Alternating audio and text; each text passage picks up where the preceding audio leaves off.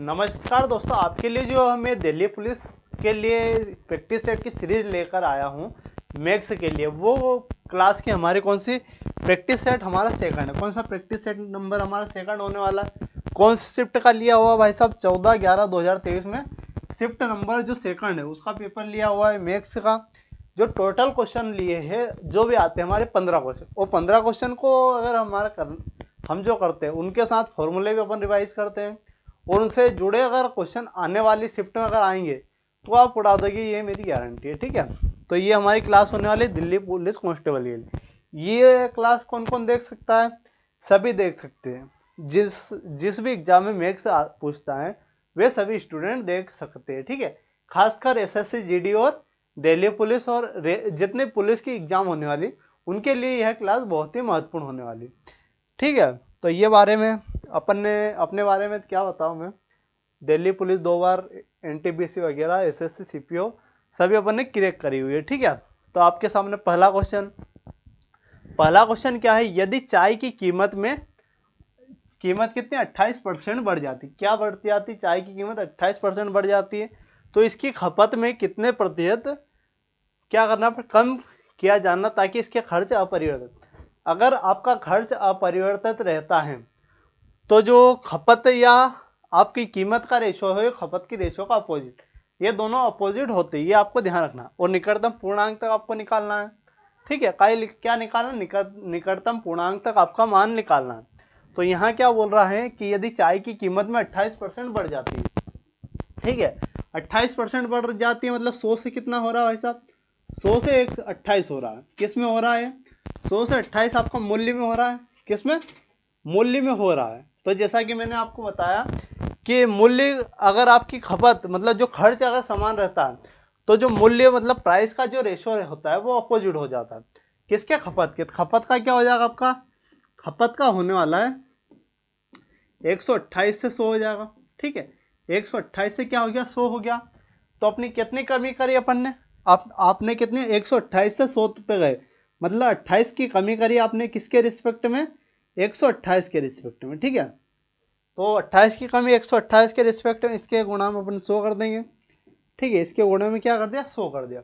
अब इसको उड़ा देंगे किससे? अगर अपन 4 से काट दें, 4 तो 28, फिर इसको 4 से काटेंगे, 4 12, 4 दूना 8। ठीक है, अगर इसको और काटते हैं अपन तो इसको 4 से काट देंगे, 25 बार कट जाएगा।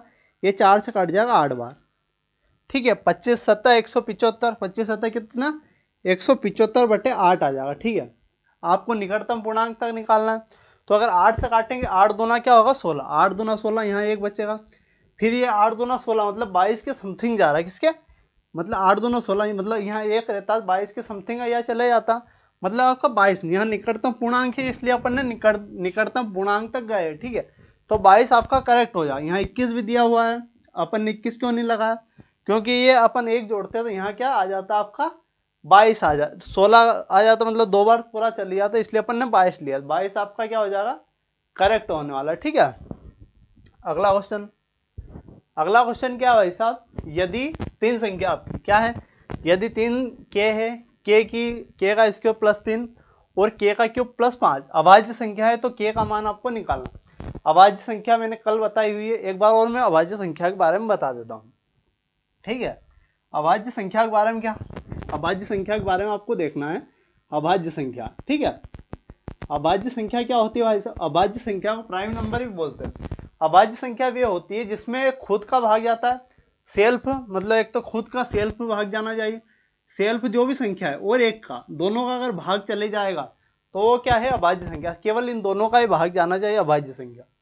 सबसे छोटी अभाज्य संख्या की बात करें, सबसे छोटी अभाज्य संख्या कौन सी? सबसे छोटी होती है 2। सबसे छोटी अभाज्य संख्या आपकी 2 होती है। ठीक है, सबसे 2 अंकों की, बाकी 2 अंकों की सबसे बड़ी, यहाँ 2 अंकों की सबसे बड़ी डायरेक्ट क्वेश्चन पूछता है कि 2 अंकों की सबसे बड़ी, 2 अंकों की बड़ी कौन सी होती है? 2 अंकों की बड़ी आपकी 97 होती है। 3 अंकों की 3 अंकों की सबसे छोटी, यहाँ 3 अंकों की सबसे छोटी पूछता है। 3 अंकों की सबसे छोटी, 3 अंकों की क्या भाई साहब? 3 अंकों की सबसे छोटी पूछता है। सबसे छोटी 3 अंकों की सबसे छोटी क्या होती है? 101 होता है। ठीक, क्या होती है? 101 होती है। तो ये आपको याद रखना। बाकी क्या है ये सभी आपको याद रखना है। और आपको एक की बात करें, एक जो संख्या है आपकी, एक क्या है, ना तो अभाज्य है, ना एक अभाज्य भी नहीं है। एक क्या है भाई साहब, एक अभाज्य भी नहीं है और भाज्य भी नहीं, ये आपको ध्यान रखना, एक अभाज्य भी नहीं है और भाज्य भी नहीं है, ठीक है। एक क्या है, एक अभाज्य में काउंट नहीं करेंगे और भाज्य में काउंट नहीं करेंगे। तो ये अभाज्य संख्या के बारे में इंफॉर्मेशन थी। अब क्वेश्चन की ओर बढ़ते हैं, ठीक है। तो ये क्वेश्चन था हमारा, और इसमें क्या अपने के का मान निकालना है। तो इसमें क्या करेंगे अपन, ऑप्शन के थ्रू जाएंगे तो अपने को क्या आसानी से होगा, ठीक है। तो अपने चार क्या, चार तो पहली बात चार को तो हटा ही दो, चार अभाज्य संख्या नहीं है, ठीक है। चार अभाज्य संख्या नहीं, छोटी से ही अपन शुरुआत करते हैं, किससे, छोटी से। बाकी पहले अभाज्य संख्या अपन ने हटा दी कि चार तो हो ही नहीं सकता। अपन क्या करेंगे, अब दो रखकर देखेंगे, दो सबसे छोटी अभाज्य संख्या, अगर दो रखा तो दो, फिर क्या इसमें क्या रखें, दो का स्क्वायर क्या हो जाए, चार, चार तीन सात, मतलब ये भी अभाज्य संख्या होगी, होने वाली है। अगर फिर यहाँ रखेंगे दो का क्यूब आठ, और आठ पाँच क्या होगा 13, मतलब ये आपका करेक्ट हो जाएगा। अगर आपने दो रखा तो दो आपका करेक्ट होने वाला। बाकी अगर तीन रखोगे तो तीन भी एक बार रख के दिखा देता हूँ। यहाँ तीन रखेंगे, तीन का स्क्वायर क्या होता है वैसा, तीन का स्क्वायर 9, 9 और 3 12, मतलब तीन के रखेंगे तो नहीं आएगा। उसी प्रकार सात रखेंगे तो भी नहीं आने वाला, दो रखेंगे तो ही आएगा। तो आप ऐसे कर सकते हो। बाकी अभाज्य संख्या के बारे में आपको इन्फॉर्मेशन दे चुका हूँ, ठीक है। अगला क्वेश्चन देखते हैं। अगला क्वेश्चन क्या बोल रहा है, अगला क्वेश्चन क्या है, एक राम भाई, राम का धन का 45%, क्या, राम के धन का 45% सोहम के धन का 50% जोड़ा जाता है।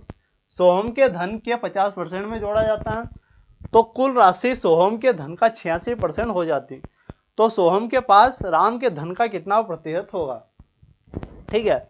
अपन ने क्या किया, राम का जो धन है, क्या किया, राम के धन का अगर 45% अपन ने निकाला, ठीक है। राम के धन का 45% अपन जोड़ रहे, किस में जोड़ रहे, सोहम के धन के 50%, ठीक है। सोहम का जो धन है उसके 50%, सोहम का धन के 50% में अगर अपन ऐड कर रहे हैं तो क्या हो रहा है अपने, अगर इन दोनों को अगर ऐड कर रहा हूं मैं, अगर राम का 45 और सोहम का 50 अगर ऐड कर रहा हूं, तो आपकी इक्वेशन क्या बन रही है, सोहम का क्या, सोहम का क्या है भाई साहब, सोहम का 86%, ठीक है। सोहम का 86%, यहाँ 86 से 86% आ गया।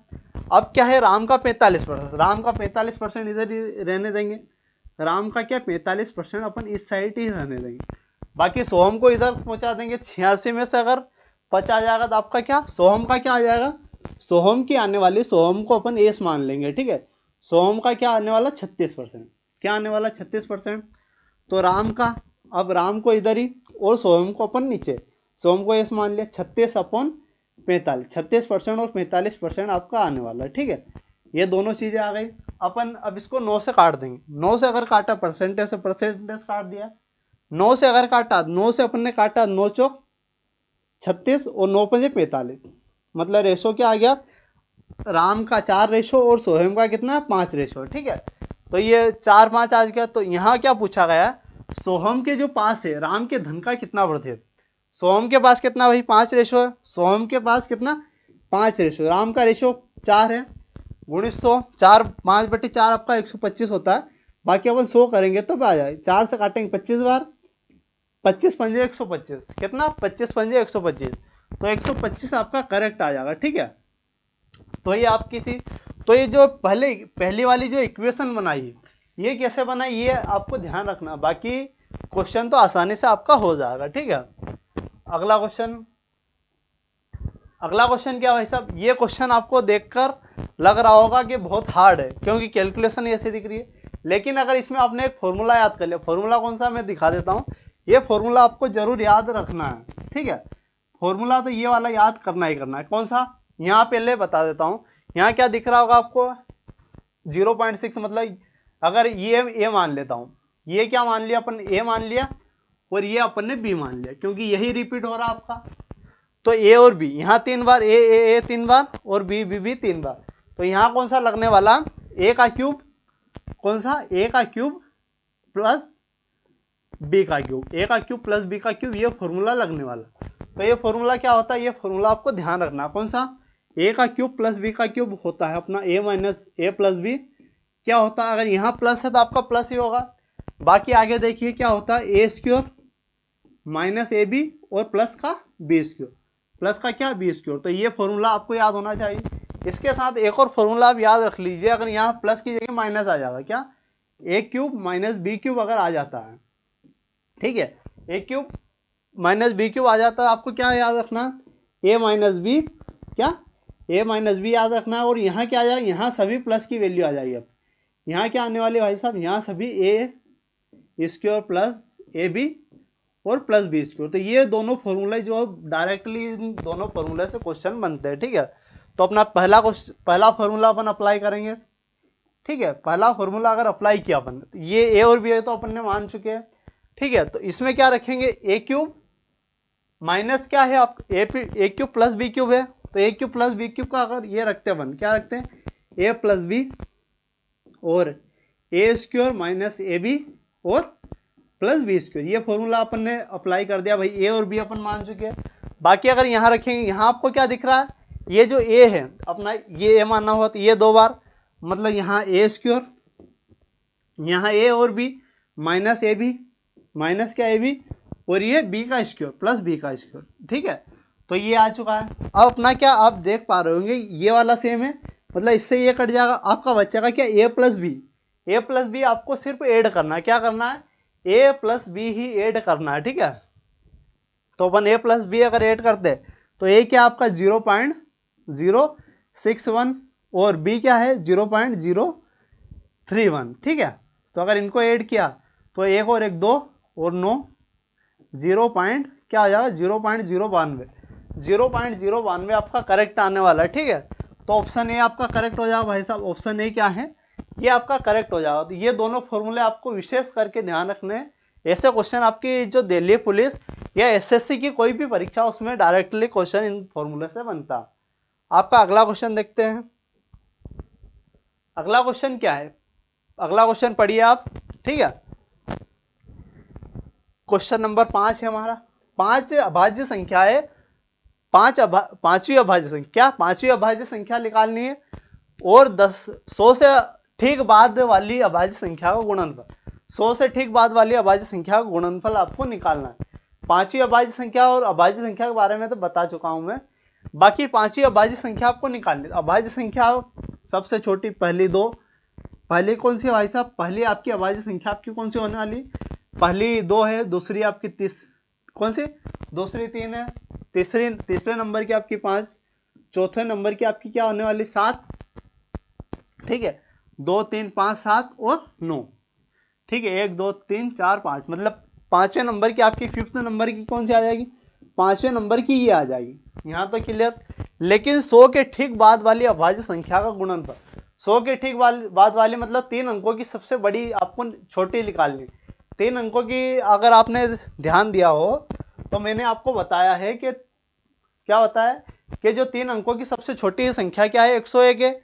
मतलब 100 से बड़ी कौन सी होने वाली है आपकी, 100 से बड़ी आपकी 101 ही होने वाली। 100 से बड़ी कौन सी होने वाली, 101 होने वाली। मतलब पांचवी आपकी 9 और 100 से ठीक बाद वाली कौन सी होने वाली, 100 से ठीक बाद वाली 101 हो जाएगी। क्या होने वाली, 100 से ठीक बाद वाली आपकी 101 हो जाएगी। मतलब 9 और 101 का आपका गुणा करना किसका, 9 गुणित 101, ठीक है। इसका गुणा करेंगे, ठीक है, इसका गुणा करेंगे ना। 100 और 101 का अगर गुणा किया आपने, पांचवी अभाज्य संख्या 100 के ठीक बाद वाली अभाज्य संख्या का गुणनफल, तो 9 एकम 9, 909 आने वाला है। क्या आने वाला, 909। 909 आपके ऑप्शन में नहीं है, क्या नहीं है, 909 ऑप्शन में नहीं है। तो पांचवी है ना, पांचवी अभाज्य संख्या 2 3 एक बार चेक कर लेते हैं। तो पहली 2 है, दूसरी पांचवी, तीसरी चौथी और पांचवी यही होने वाली, ठीक है। बाकी 100 से बड़ी 101 होने वाली, मतलब 909 ही होने वाले आप, क्या 909 ही आपका करेक्ट होने वाला भाई साहब, ठीक है। बाकी एक बार और आप कमेंट करके बता दीजिए कि ये सही है गलत। बाकी मेरे हिसाब से 909 ही होने वाला है, ठीक है। अगला क्वेश्चन देखते हैं। अगला क्वेश्चन क्या है भाई, क्वेश्चन नंबर 6 है आपका अगला। यदि अंकित मूल्य क्या है, अंकित मूल्य आपका मतलब एमआरपी, जो आपकी छपी हुई किसी भी प्रोडक्ट पे छपी हुई मूल्य होता है वो आपका अंकित मूल्य होता है। तो अंकित मूल्य, क्रय मूल्य क्या होता है भाई साहब, अंकित मूल्य तो छपा हुआ होता है, ठीक है। और क्रय मूल्य जिस पर आपको आपको वस्तु पड़ी मतलब खरीदी हो या कुछ भी कराओ, जो आपको वस्तु पड़ी वो क्रय मूल्य होता है। बाकी 25% अधिक अंकित करता है, तो यहाँ आप क्रय मूल्य को सीपी लिखते हैं, ठीक है, और अंकित मूल्य को एमआरपी, अंकित मूल्य को एमआरपी लिखते हैं, ठीक है। तो ये दोनों चीज़ें क्लियर हो चुकी होगी, अंकित मूल्य को एमआरपी और क्रय मूल्य को। अगर मेरा क्रय मूल्य 100 था, क्रय मूल्य क्या था 100 था, अपन ने 25% अधिक अंकित किया, तो 75% कितना 75% आपने अधिक मतलब ज़्यादा अंकित किया। मतलब 100 अगर था तो 75 आपने ज़्यादा, मतलब 100 से अगर 75 अगर एक्स्ट्रा करेंगे तो 175 होने वाला। क्या होने वाला 175 आपका होने वाला, अधिक अंकित किया भाई साहब। तो ये तो आपको क्लियर हो चुका है, 100 से 175 अपन ने अधिक अंकित कर दिया। अब क्या अंकित मूल्य पर 40% की छूट दी जाती। अब क्या होता है कि अंकित मूल्य पर आपकी 40% छूट दी जाती, तो छूट हमेशा अंकित मूल्य पर दी जाती। किस पर? छूट हमेशा अंकित मूल्य पर दी जाती। अगर 175 आपका अंकित मूल्य, उस पर 40% की छूट दे रहा, मतलब छूट दे रहा मतलब बेचेगा कितने में 40% की अगर छूट दे रहा है तो 60% में बेचने वाला। कितने में? 60% में आपका बेचने वाला है। मतलब इसका आपको 60% निकालना। 60% को अपन 6/10 लिखते हैं, ठीक है, 6/10 लिखते हैं। तो अब इसको सोल्व करेंगे, 5 से काटेंगे, 5 दूना 10, 5 3 15, और यहाँ 2 बचेगा, 5 25, ठीक है। फिर 2 से काटेंगे अपन कितनी बार? 3 बार। 2 से काटेंगे अपन 3 बार, 35 या 105, 35 से क्या आने वाला है 105 आने वाला है। मतलब यहाँ देख पा रहे होंगे कि आपके क्रय मूल्य से ये कितना एक्स्ट्रा दिख रहा है, क्रय मूल्य से आपका 100 से 5 एक्स्ट्रा दिख रहा है आपको। मतलब ओवरऑल कितने की वृद्धि हो रही है? 5% की आपकी वृद्धि हो रही है। तो 5% आपका करेक्ट होने वाला है, ठीक है। तो इसमें आपका कौन सा फॉर्मूला लगा भाई साहब? तो इसमें आपका एक अंकित मूल्य का फॉर्मूला लगाओ। अंकित मूल्य का क्या? तो छूट परसेंटेज का फॉर्मूला लगा। वो कौन सा है? तो छूट परसेंटेज का, ठीक है। तो छूट परसेंटेज का आपको याद रखना है, बाकी तो आपको समय समय पर अपन रिवीजन करा देंगे। छूट परसेंटेज का फॉर्मूला क्या होता है? छूट क्या होता है? छूट बटे अंकित मूल्य। छूट किस पर मिलती है? अंकित मूल्य पर। बाकी लाभ हानि पे आपका क्रय मूल्य होता है। बाकी छूट में हमेशा नीचे क्या होता है भाई साहब? छूट में आपका अंकित मूल्य होता है। क्या होता है? अंकित मूल्य होता है। छूट बटे अंकित मूल्य गुणित 100। तो ये फॉर्मूला आपको विशेष करके ध्यान रखना है। छूट वाले जितने भी क्वेश्चन होने वाले इसी से आपके बनने वाले, ठीक है। तो क्या होता है? छूट परसेंटेज का छूट बटे अंकित मूल्य गुणित 100, ठीक है। अगले क्वेश्चन की ओर बढ़ते हैं। तो अगला क्वेश्चन क्या है? अगला क्वेश्चन आपको देखना है और आपको पढ़ना, ठीक है। तो क्वेश्चन नंबर 7, अरुण क्या कर रहा है? अरुण ने 525 रुपये में, कितने? 525 में 150 अमरूद खरीदे, मतलब 150 खरीदे, और उन्हें 36 प्रति दर्जन, कितने? 36 प्रति दर्जन पर बेच दिए। अरुण के लाभ या हानि की प्रतिशत ज्ञात कीजिए। दशमलव के बाद 2 स्थानों तक लाभ या हानि आपको काउंट करनी है। अपन क्या करेंगे? एक वस्तु का मूल्य निकालेंगे। एक वस्तु का मूल्य निकालेंगे। एक वस्तु का मूल्य कैसे निकालते हैं? जो भी आपका मूल्य होता है, ओवरऑल मूल्य होता है, उसमें अपन क्या करते हैं? जितनी भी संख्याएं होती है उसका भाग दे देते हैं, ठीक है। तो 525 आपके रुपए क्या है भाई साहब? 525 रुपये। उसमें कितनी? 150 अपन ने वस्तु खरीदी, 150 अमरूद खरीदे, तो आपके एक वस्तु की कीमत आ जाएगी। एक वस्तु जितने में भी खरीदी अपन ने वो आ जाएगा। तो इसको अपन 25 से काटेंगे, 25 दूना 50, और 25 से कम 25, 25 से काटा 25 संख्या 150, 3 से काटा 3 दूना 6, 3 7 21, मतलब क्या आने वाला? 7/2 आपकी खरीदी। मतलब एक अमरूद कितने में खरीदा अपन ने? एक अमरूद आपने कितने में खरीदा? एक अमरूद आपने 7/2, 7/2 अपन लिखते हैं, इसको पॉइंट में अपन अभी नहीं लिखते, ठीक है। 7/2 में खरीदा, या आप इसको 3.5 भी लिख सकते हैं, ठीक है। 3.5 में खरीदा एक अमरूद को, लेकिन बेचा कितने भाई साहब? बेचा अब 36 रुपये प्रति दर्जन की दर से बेचता। एक दर्जन में कितने केले कुछ भी होता है? एक दर्जन में आपके 12 होते हैं। कितने? 12 होते हैं। मतलब 36 में अगर अपन 12 का भाग दे देंगे तो आपकी एक वस्तु का मूल्य आ जाएगा। तो 12 या 36, एक वस्तु कितने में उसने बेची? एक वस्तु जो बेची, खरीदी कितने में? 3.5% में खरीदी, 3.5 में खरीदी और 3 में बेची उसने। मतलब ओवरऑल क्या हो रहा है? उसका लॉस हो रहा है। कितने का? 0.5 का लॉस हो रहा है। कितने? 0.5 का लॉस हो रहा है उसका किसके रिस्पेक्ट में, 10.5 के रिस्पेक्ट में, 0 पॉइंट इसके रिस्पेक्ट में गुणित 100 कर देंगे। गुणित क्या कर देंगे 100, पॉइंट दोनों के में बराबर है, पॉइंट अपन हटा देंगे। पॉइंट क्या कर देंगे, पॉइंट अपन हटा सकते हैं, ठीक है। पॉइंट अगर दोनों में बराबर है तो पॉइंट अपन ने हटा दिया। यहाँ क्या कर देंगे 5/35, तो 5 से काटेंगे तो 5 एका 5, 5 तो 35, 1/7 क्या होता है, 1/7 अपन परसेंटेज में पढ़ चुके हैं। इस वीडियो के पहले अपन ने क्या परसेंटेज कवर किया हुआ है। अगर नहीं भी किया आपने तो आप आसानी से 1/7 अगर कहीं भी लिखोगे तो 1/7 की वैल्यू क्या होती है आपकी 14.2857 होती है, 14.28 या 14.29, 2 पॉइंट के बाद ही निकालनी है। 14.28 क्या हो रही है आपको, हानि हो रही है, तो ऑप्शन ए आपका करेक्ट हो जाएगा। क्या हानि हो रही है, तो हानि आपका हो जाएगा। तो यहाँ बाकी अपन सोल्व कर सकते हैं, 7 का भाग देंगे तो यही आने वाला। बाकी आपको डायरेक्टली भी याद रखना है 1/7 क्या होता है 14.28, ठीक है। अगले क्वेश्चन की ओर बढ़ते हैं। अगला क्वेश्चन क्या, क्वेश्चन नंबर आपका क्या है, क्वेश्चन नंबर आपका 8 है। क्वेश्चन नंबर कौन सा है, क्वेश्चन नंबर आपका 8 होने वाला है। तो ये कौन सा भाई, हाइट और डिस्टेंस का फॉर्मूला होने वाला, हाइट और डिस्टेंस का क्वेश्चन होने वाला है।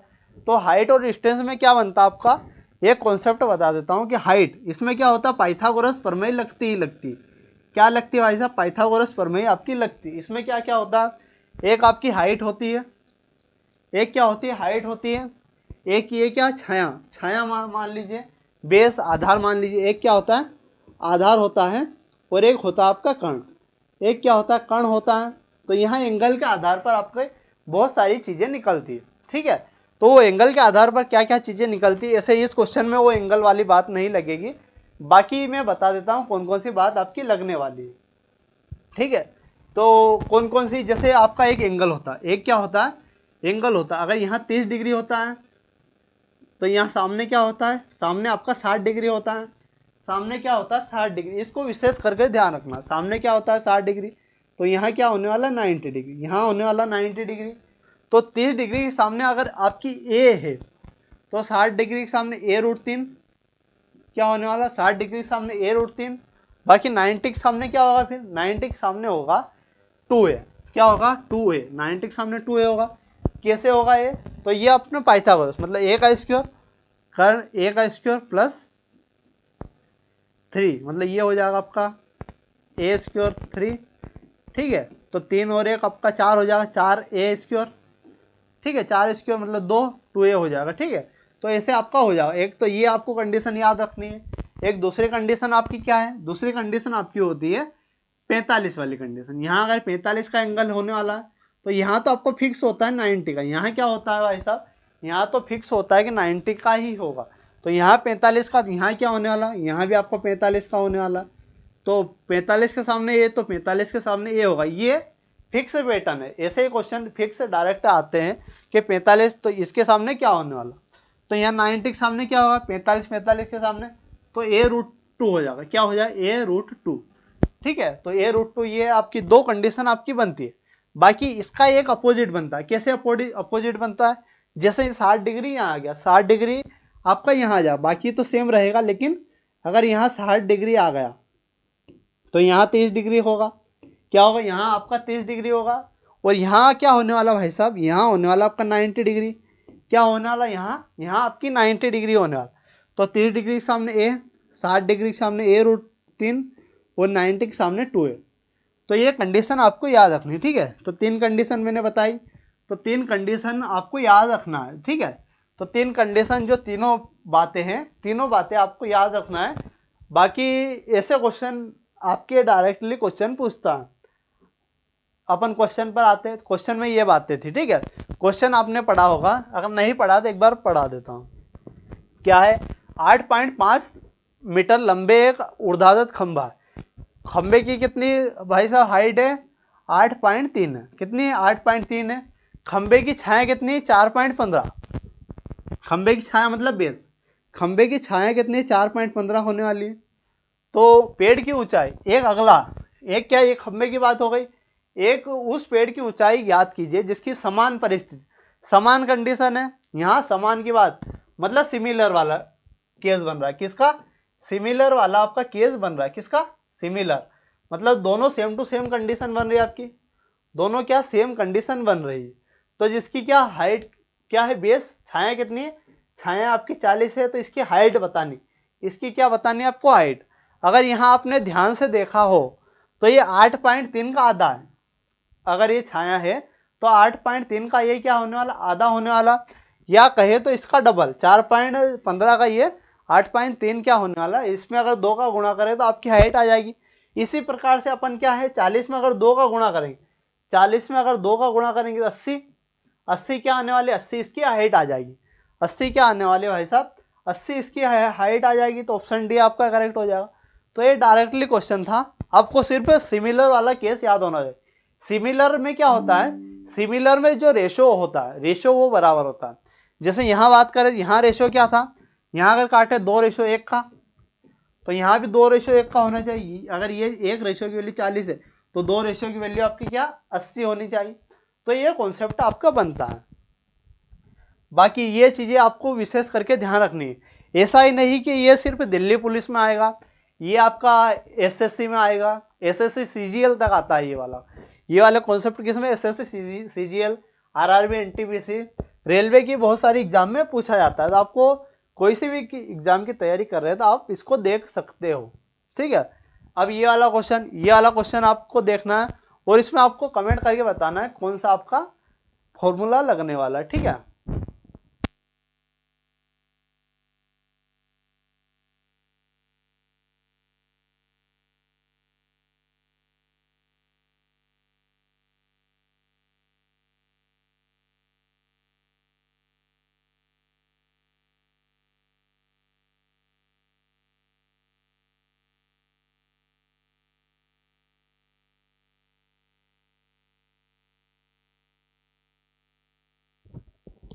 देखो चालू, हेलो, हाँ। तो भाई साहब ये क्वेश्चन था आपका, क्या था क्वेश्चन, आपकी 24 सेंटीमीटर, 17 सेंटीमीटर, 9 सेंटीमीटर की भुजा है, त्रिभुज का क्षेत्रफल क्या है, त्रिभुज का क्षेत्रफल आपका निकालना था। तो इसमें कौन सा फॉर्मूला लगने वाला है, इसमें आपका सिम्पसन वाला फॉर्मूला लगने वाला, कौन सा, सिम्पसन का फॉर्मूला। अगर आपने नहीं, आपको याद है तो आज के बाद आपको समस्या नहीं आएगी, क्योंकि ये फॉर्मूला आपको याद रखना ही रखना चाहिए। सिम्पसन का फॉर्मूला क्या होता है, त्रिभुज का क्षेत्रफल, अगर तीनों भुजाएं अलग अलग हो तो सिम्पसन वाला रूल लगता है, क्या है, किसका, सिम्पसन। तो आपको त्रिभुज का फॉर्मूला, किसका, त्रिभुज का फॉर्मूला आपको याद रखना ही रखना है, ठीक है। तो त्रिभुज, ये आपका क्या, त्रिभुज का क्षेत्रफल, त्रिभुज का क्षेत्रफल, ठीक है, त्रिभुज का क्षेत्रफल आपको याद रखना है। तो ये क्या होता है आपका, रूट में एस माइनस ए, एस माइनस बी, और क्या होता है एस माइनस सी। तो ये सिम्पसन का फॉर्मूला होता है, ये फॉर्मूला लगने वाला। और एस क्या होता है, यहाँ एक और डाउट बनता है कि बच्चे ये तो फॉर्मूला याद कर लेते हैं लेकिन एस क्या है वो याद नहीं करते। तो एस क्या होता है, एस का भी फॉर्मूला आपको याद रखना चाहिए। एस जो होता है, एस क्या होता है, अर्ध परिमाप। एस क्या होता है, अर्ध परिमाप, मतलब तीनों भुजाएं जो है उनका योग अपॉन 2। तो ये दोनों फॉर्मूले विशेष करके आपको याद रखना है, ठीक है। दोनों फॉर्मूले आपको विशेष करके इन दोनों को याद करना ही करना है, ठीक है। अपन क्या देखते, ये क्वेश्चन है। सबसे पहले आपको अर्ध परिमाप की आवश्यकता होगी, तो अर्ध परिमाप अपन निकालेंगे। अर्ध परिमाप के लिए क्या, तीनों भुजाएं अपन जोड़ेंगे। तीनों भुजाएं अगर जोड़ेंगे एस की वैल्यू क्या आ जाएगी, तीनों भुजाएं 24, क्या 24 प्लस 17 प्लस 9 बटा 2। 24 और 24 अगर 17 जोड़ता हूँ मैं, 24 और 17 जोड़ता हूँ तो क्या आ जाएगा आपका 41, 41 और 9 आपका 50, 50 अपॉन 2 क्या हो जाएगा 25, 50 अपॉन 2 आपका क्या हो जाएगा 25। आपको कैलकुलेशन भी सीखनी पड़ेगी, कैसे जोड़ा अपन ने, या आप पीछे वाली जोड़ दीजिए या अपन पूरा भी जोड़ सकते हैं, ठीक है। तो आपको जैसे आप कर सकते हो उस प्रकार से आपको सोल्व करना है। बाकी इक्वेशन आपकी छोटी थी इसलिए अपन ने क्या डायरेक्टली जोड़ दिया। बाकी अगर आप यूनिट डिजिट से अगर जोड़ेंगे तो आसानी से जोड़ पाएंगे, ठीक है। तो 25 तो एस की वैल्यू आ गई। अपन अब क्षेत्रफल वाले फॉर्मूले में रखते हैं। क्षेत्रफल वाला कौन सा, ये वाला, ठीक है। तो इस फॉर्मूले अपन रखते हैं। तो इस फॉर्मूले में एस तो आपको 25 हो जाए, एस आपका 25 में से अपन अगर ए क्या होता है 24, 25 में से अगर ए घटाते, यहाँ पहले रख देते हैं ना, 25 में से 24, 25 माइनस 24, फिर क्या है 25 में से क्या b की वैल्यू क्या है 17, b की वैल्यू आपकी 17 है, और क्या है बचा आपका 25 में से क्या घटाएंगे 9 घटाएंगे। तो ये कंडीशन है। अब इसको सोल्व देखिए, 25 तो है ही सही, 25 में से 24 जाएगा तो 1 बचेगा, 25 में से 17 जाएगा क्या बचेगा, 25 में 17 जाएगा तो आपका 8 बचेगा। क्या बचेगा आपका 8 बचेगा। 25 में से कितना 9 25 में से अगर 9 गया आपको, 25 में से 9 गया तो क्या बचेगा ऐसा 16, यहाँ क्या बचेगा 16। तो बाहर क्या क्या आएगा, यहाँ बाहर करने की एक शानदार ट्रिक बताने वाला हूँ। इसमें आपको पूरा गुणा करने की आवश्यकता नहीं होती है, ठीक है। अगर कोई भी संख्या रूट के बाहर निकालनी है तो इसमें पूरा गुणा करने की जरूरत नहीं होती। इसमें क्या करना है आपको, टुकड़े, जैसे 25 है, 25 में अपन क्या बाहर निकाल सकते हैं 5, क्योंकि ये 5 का स्क्वायर है, इसलिए अपन ने क्या बाहर अपन ने निकाल दिया 5 निकाल दिया। यहाँ ये क्या है 16, 16 मतलब 4 का स्क्वायर, मतलब यहाँ से अपन ने क्या निकाल दिया 4 बाहर निकाल दिया। यहाँ 8 के अगर टुकड़े करता हूँ तो 2 गुणा 2 गुणित 2, यहाँ 2 एक बाहर निकल सकता है, यहाँ क्या निकल सकता है 2 बाहर, बाकी रूट के अंदर 2 ही होने वाला, रूट के अंदर क्या होने वाला 2 ही होने वाला। तो ये अपनी कंडीशन आ गई, ठीक है। तो ये आपकी कंडीशन आ चुकी है। अब क्या ये वाली तो कंडीशन आ चुकी है, तो अब इसको सोल्व करेंगे। 5 चौक 20, 20 दूना 40, 40 रूट 2, क्या 40 रूट 2 आपका करेक्ट आंसर आने वाला है। तो 40 रूट 2 भाई साहब करेक्ट आ चुका है, ठीक है। तो 40 रूट 2 हमारे ऑप्शन सी में, तो ऑप्शन सी आपका करेक्ट हो जाएगा, ऑप्शन सी क्या है करेक्ट आ जाएगा, ठीक है। तो ये इस प्रकार से आपको सोल्व करना है। बाकी जो हर क्वेश्चन में मैं फॉर्मूले बता रहा हूँ और कॉन्सेप्ट बता रहा हूँ, वो आपको विशेष करके ध्यान रखना है। क्या करना है, विशेष करके ध्यान रखना है। अगले क्वेश्चन की ओर बढ़ते हैं। अगला क्वेश्चन क्या है, किसी देश की प्रारंभिक जनसंख्या, किसी देश की भाई साहब क्या प्रारंभिक जनसंख्या आपकी ये है, कितनी है 1,87,500 है। यदि जन्म और मृत्यु दर क्रमश 13% और 9% हो रही है तो 2 वर्ष बाद देश की जनसंख्या ज्ञात कीजिए। 2 वर्ष बाद क्या देश की जनसंख्या आपको ज्ञात करनी, 2 वर्ष बाद ज्ञात करनी है। इस क्वेश्चन में बहुत सारे बच्चे गलती करते हैं। क्या गलती करते हैं कि वो क्या करते हैं भाई साहब, जैसे ये है पहले वर्ष के लिए 13% लगा देंगे और दूसरे परसेंट के लिए 9% लॉस में लगा देंगे।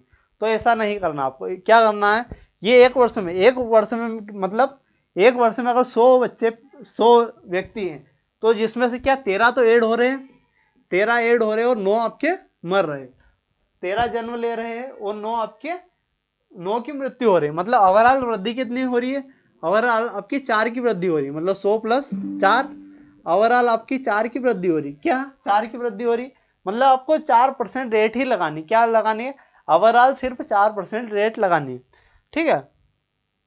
तो इसमें क्या, इसमें आपको ओवरऑल 4% रेट लगानी, 4% की वृद्धि हो रही, ये आप समझ चुके होगी। ओवरऑल कितनी, इन दोनों का अगर निकाले 4% की आपकी क्या हो रही है वृद्धि हो रही है। यहाँ आपको फॉर्मूला, यहाँ सक्सेसिव आप लगा सकते हो, बाकी फॉर्मूले पे भी अपन जा सकते हैं। बाकी सक्सेसिव के बिना अपन करेंगे तो आसानी से हो जाएगा। सक्सेसिव कैसे लगाएंगे, 4% को क्या लिखते हैं भाई साहब, 4% को लिखते 1/25, क्या 1/25 लिखते 4% को। तो 25 से क्या होता, 25 से 26, फिर 25 से 26, ठीक है। 25 से 26, 25 का आपका 625 हो जाएगा और 26 का 676, 26 का क्या होगा 676, ठीक है। 26 का 676 होगा। तो ये मतलब ये किसके बराबर, ये वैल्यू आपकी कितनी 187,500 इसके बराबर है, ठीक है। तो ये वैल्यू इसके बराबर है, इसको सोल्व करना। तो इसको सोल्व कैसे करेंगे अपन, 25 से काटेंगे, 25 पंजे 25 7 175, 25 7 175, यहाँ 2 बचेगा, 25 पंजे 125, फिर 2 जीरो, 25 से काटेंगे, 25 या 75 मतलब 3, मतलब 300। एक रेशियो की वैल्यू आपकी क्या आ जाएगी, एक रेशियो की वैल्यू आपकी 300 आने वाली। तो 3 का इसमें गुणा कर देंगे, 300 का इसमें गुणा कर देंगे। तो यहाँ आपको गुणा करने की आवश्यकता नहीं होनी चाहिए। अगर आप यूनिट डिजिट या गुणा भी कर सकते हैं, ऐसा कोई लोड नहीं है। बाकी अगर यहाँ देखिए 3 8 6 18, 6 18 मतलब यूनिट डिजिट आपकी 8, 2 जीरो के बाद क्या आने वाली 8 आने वाली, 2 जीरो के बाद 8, इसमें नहीं है, इसमें नहीं है, इसमें ही है और इसमें नहीं है, मतलब आपका यही होने वाला, बाकी कोई ऑप्शन नहीं हो सकता। बाकी अपन पूरा गुणा भी कर सकते हैं, उसमें कोई दिन छंग के 18 का 8, 3 7 21 और 1 22, अपना 2, 3 छंग 18, 22 और 2, ठीक है 20 28 00। ये आपका आंसर आ चुका है। तो इसमें क्या अपन ने ऐसे कर दिया, ये आपकी क्या सक्सेस है, ये भी बढ़िया ट्रिक होने वाली है। बाकी क्या है, बाकी अपन ऐसे भी कर सकते, कैसे कर सकते थे इसको, एक प्रकार से और अपन कर सकते थे। तो ये तो आपको समझ आ गया होगा। बाकी इसका एक प्रकार और था, कैसे कर सकते थे उसको देखना है ना।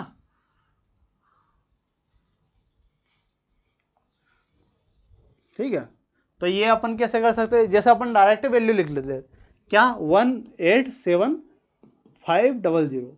ठीक है, अब आपको पता था कि भाई 25 से 26 होगा, तो यहाँ डायरेक्ट आपको लिखना था 26 से 25 और 26 से 25। ठीक है, तो यहाँ आपकी डायरेक्टली वैल्यू आ जाती है। ठीक है, तो यहाँ आपको सक्सेसिव लगाने की आवश्यकता नहीं, ऐसे आपकी मेथड तो वही होने वाले। बाकी यहाँ अपन 25 से डायरेक्ट काट सकते थे, क्या कर सकते थे, 25 से डायरेक्ट काट देते, अपन ने पहले गुणा किया बाद में काटा, इसलिए सक्सेसिव में कभी कभी क्या सक्सेसिव आपको तकलीफ दे देती, लेकिन क्वेश्चन ने नहीं दी। बाकी आपकी डायरेक्ट भी अगर आप ऐसे लगाते हो तो आपका हो जाएगा, ऐसे ही आपका यही कंडीशन आई थी। बाकी ये आपका ऑप्शन सी आपका करेक्ट आंसर हो जाएगा। ठीक है, अगला क्वेश्चन क्या है, एक व्यक्ति, क्वेश्चन नंबर 11 हमारा, कौन सा क्वेश्चन नंबर 11, एक व्यक्ति 4% वार्षिक दर से साधारण ब्याज पर 2 वर्ष के लिए उधार लेता है, कितने, 5,000 रुपये। एक व्यक्ति ने 5,000 रुपये उधार लिए 2 वर्ष के लिए 4% से। ठीक है, और वह तुरंत दूसरे व्यक्ति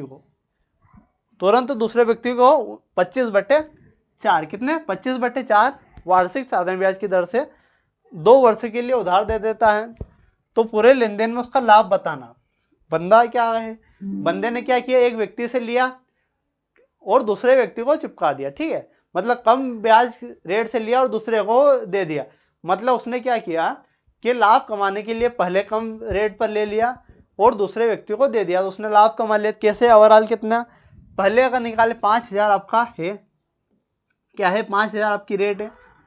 तो रेट क्या, एक फॉर्मूला तो आपको याद होगा ही सही, फॉर्मूला क्या है, साधारण ब्याज। फॉर्मूला क्या है, साधारण ब्याज।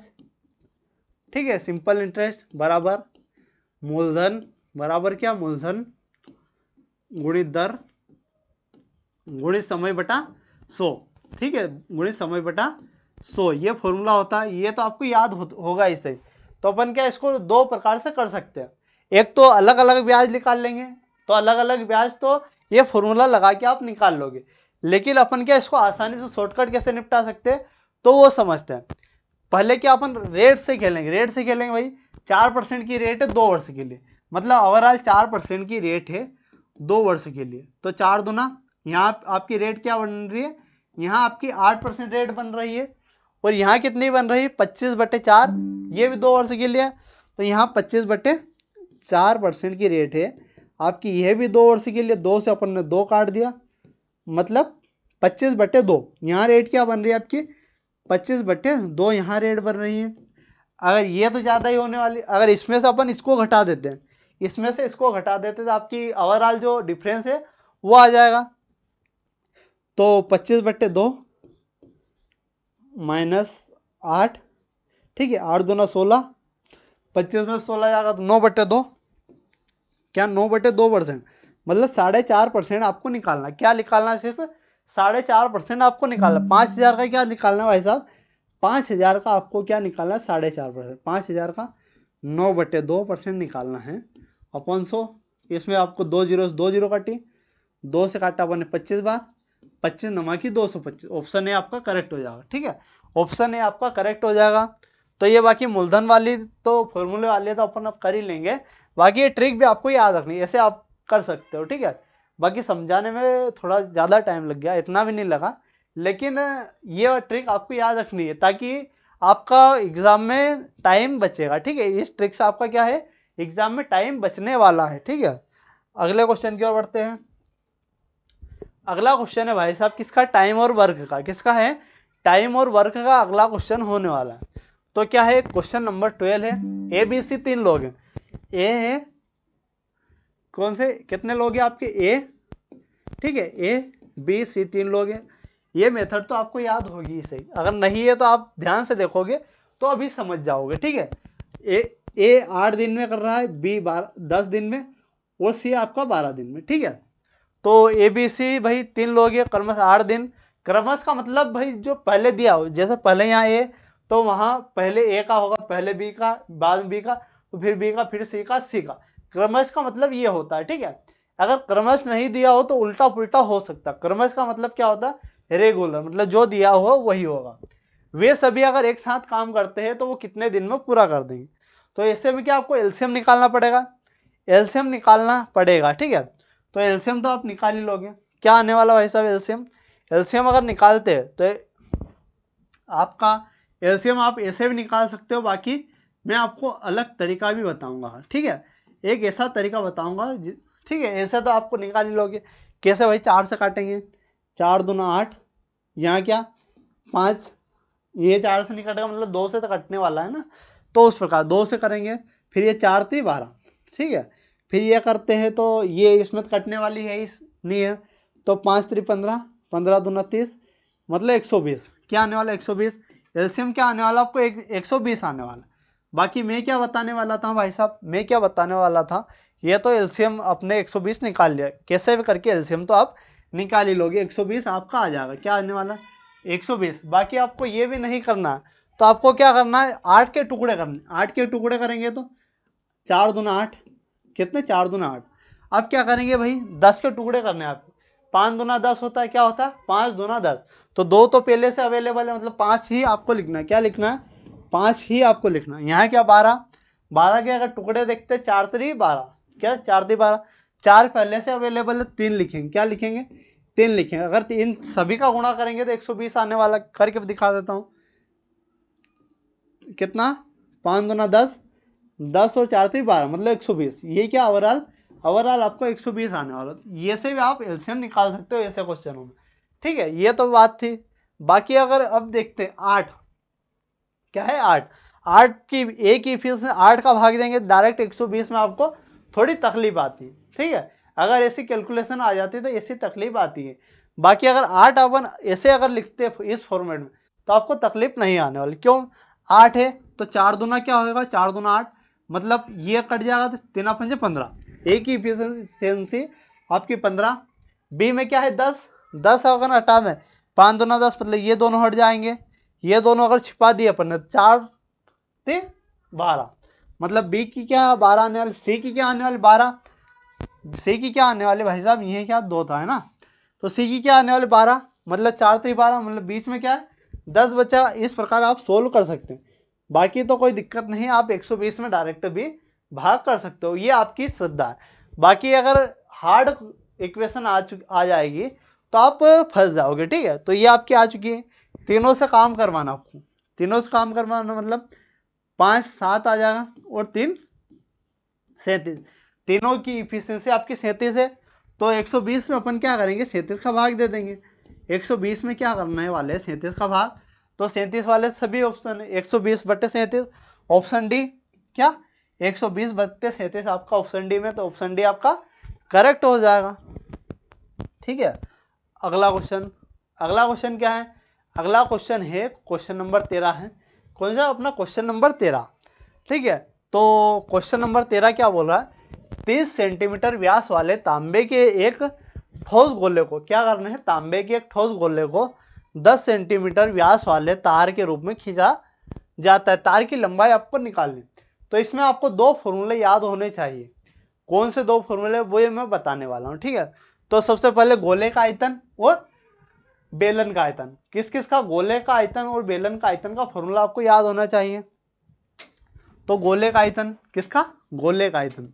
ठीक है भाई साहब, गोले का आयतन, गोले का आयतन, गोले का आयतन का क्या फॉर्मूला होता है। ठीक, गोले का आयतन और आपका किसका, तार है, तार किसा रहता है, बेलन। तार किस फॉर्म में रहता है, तार बेलन के, मतलब बेलन का आयतन। ठीक है, तो तार का, गोले का आयतन और बेलन का आयतन आपका बराबर है, ये दोनों फॉर्मूले तो आपको याद होने चाहिए। तो अब ये फॉर्मूला क्या है, तो आपको गोले का आयतन क्या होता है, गोले का आयतन होता है 4/3 पाई आर क्यूब। क्या होता है, गोले का आयतन 4/3 पाई आर क्यूब गोले का आयतन होता है। और बेलन का आयतन क्या होता है, पाई आर स्क्वायर है। बेलन का आयतन क्या होता है, बेलन का आयतन होता है आपका पाई आर स्क्वायर एच। तो दोनों फॉर्मूले आपको याद हो चुके होंगे, ठीक है। तो ऐसे आपको ये कंडीशन भी आप समझ गए होंगे, दोनों बराबर है और दोनों ही आयतन आपको क्या करना है, दोनों ही आयतन आपको बराबर रखने हैं। अब इसमें अपन क्या वैल्यू रखने वाले, यहाँ क्या है, तांबे का जो ठोस गोला है उसका व्यास दिया हुआ है, मतलब इसका रेडियस क्या होने वाली, इसकी रेडियस होने वाली आपकी आर क्या होने वाली, आधा मतलब 15। और यहाँ अगर गोले से अगर तार बना रहे तो यहाँ रेडियस क्या होने वाली भाई साहब, यहाँ आपकी रेडियस होने वाली क्या होने वाली, आधी 5 होने वाली, यहाँ ये वाला आर मान ली, ठीक है। तो यहाँ आधी हो जाएगी। अब इसमें अपन वैल्यू रखेंगे तो आपकी आसानी से आ जाएगी। तो वैल्यू जैसे रखेंगे 4/3 पाई, यहाँ आर का क्यूब है मतलब 15 का क्यूब, 15 गुणित 15, 3 बार 15 लिखना है आपको, बराबर पाई की पाई रखना है, आर मतलब 5 गुणित 5 गुणित एच, ठीक है।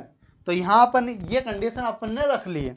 अपन इसको काटेंगे, 3 पंजे 15, 3 पंजे 15 5 बार कट जाए, 5 से अपना 5 कट जाए, 5 से 5, ठीक है, 5 से 5 काट दिया आपने। 15 से अगर 5 से काटेंगे, 5 3 15, पाई से आपका पाई कट जाएगा, बाकी क्या बचेगा, बाकी इस साइड बचेगा 4, 15 चौक 60, 60 या 180, 60 या क्या हो जाएगा 180, मतलब हाइट क्या होने वाली, हाइट बोले तो लंबाई, हाइट को लेंथ लिख लेते हैं, हाइट या लंबाई, उसमें से लंबाई होती है, ठीक है। बेलन में क्या होती है, हाइट होती है, लेकिन लंबाई यहाँ हाइट किस लंबाई के फॉर्म में दी हुई है, लंबाई क्या होने वाली आपकी 180 होने वाली, क्या होने वाले भाई साहब 180 होने वाले। 180 आपका क्या हो जाएगा, 180 आपका करेक्ट हो जाएगा, क्या हो जाएगा 180 आपका करेक्ट हो जाएगा। बाकी दो फॉर्मूले मैंने बताया क्या कौन कौन से, इसका ध्यान रखना है। कौन सा, गोले का आयतन क्या होता है 4/3 पाई आर क्यूब, और बेलन का आयतन पाई आर स्क्वायर एच, क्या होता है बेलन का स्क्वायर आपका पाई आर स्क्वायर। तो दोनों फॉर्मूले आपको याद रखना है। अगले क्वेश्चन की ओर बढ़ते हैं। अगला क्वेश्चन क्या है, अगला क्वेश्चन है आपका क्वेश्चन नंबर 14। प्रथम 5 भाज्य संख्या को औसत ज्ञात करना। क्या, प्रथम 5 भाज्य संख्याओं का औसत।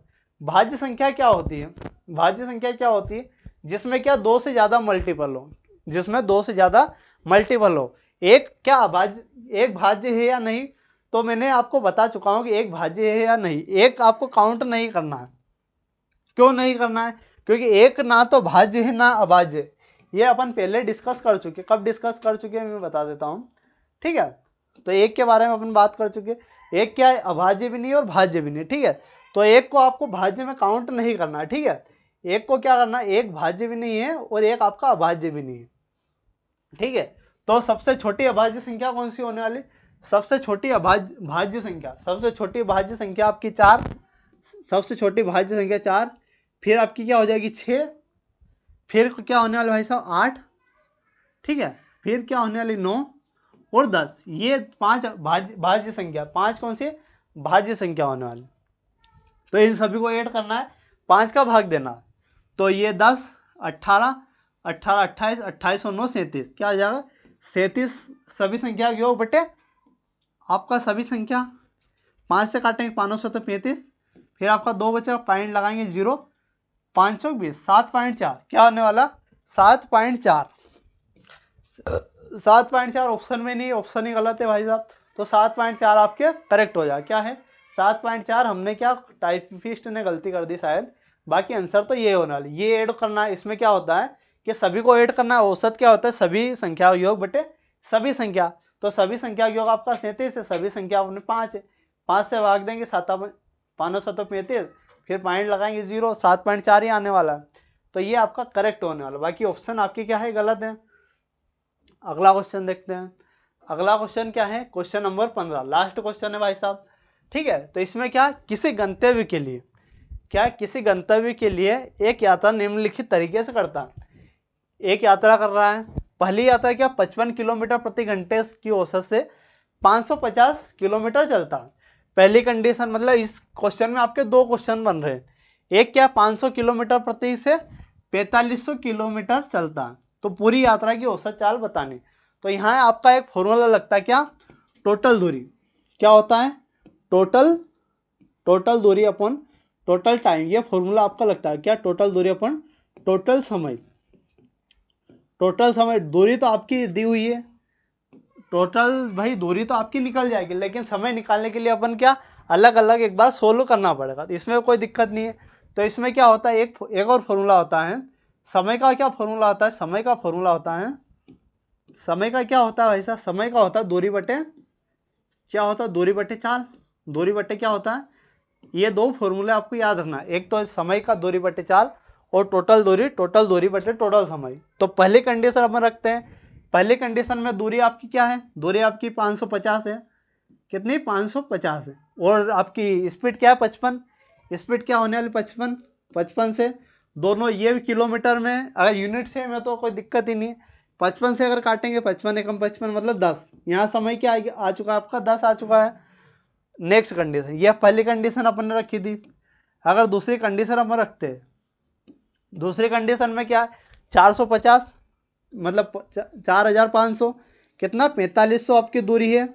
समय कितना होने वाला? समय आपका 500, तो 500 को भाग देंगे, ठीक है।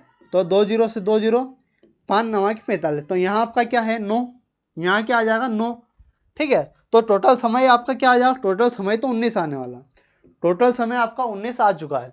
बाकी टोटल दूरी के लिए अपन क्या इन दोनों को जोड़ देंगे, 550 और 450, 4500 को जोड़ेंगे तो 4500 और 500 क्या आ जाएगा? 500, 5000, 5050 क्या हो जाएगा? 5000 आपका क्या हो जाएगा? 50 आने वाला है, 5050 आने वाला है। अपन टोटल दूरी क्या होने वाली? टोटल दूरी 5050 क्या होने वाली? 5050 बटे 19, 5050 बटे 19 ही आने वाला। तो 19 तो आपका है, लेकिन 5050 नहीं है, 5150 है। जोड़ने में गलती हुई है क्या? नहीं, जोड़ने में गलती नहीं हुई। ऑप्शन में यहाँ क्या 5050 आपका होने वाला है, ठीक है। तो ऑप्शन डी आपका करेक्ट हो जाएगा, ठीक है। तो ये क्वेश्चन अपन ने कर चुके हैं। तो ये जितने भी फॉर्मूले मैं बता रहा हूँ वे सभी आपको याद रखने हैं। और जितने भी फॉर्मूले अगर आपने कर लिए, ये अगर 10 दिन में आपने अगर ये क्लास देख ली, तो आपका जो मैथ्स में जितने भी फॉर्मूले और कॉन्सेप्ट बनते हैं वे सभी क्लियर हो जाएंगे। और धीरे धीरे अपन क्या क्लास में इम्प्रूवमेंट भी करते जाएंगे। तो ये क्लास आपको कैसी लगी कमेंट बॉक्स में ज़रूर बताइए। और मिलते हैं अगले प्रैक्टिस सेट में। धन्यवाद।